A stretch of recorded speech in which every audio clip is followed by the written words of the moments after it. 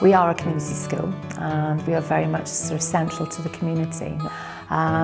We've got quite a diverse population here, so it's important that every child in the school feels as though they're included and that they're part and parcel of everything we do, whether that's work in the classroom, trips out, and no one should be omitted from it.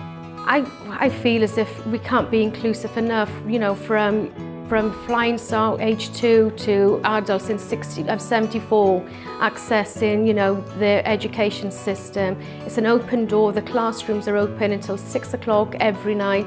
It's just fantastic. It is the hub of the community, that's all I can say. If you were feeling a little bit down, my nan would come in then and you would do activities with her and she will just help you get your confidence back up. She helps people with maths as well in here. And then she runs a cross-country club here and we go out to the beach and we do some hurdles and play in the dunes. Our school is very safe and you just feel very comfortable when you're in this school, and the teachers are lovely to talk to and you can speak to them whenever you want if there was something wrong or something.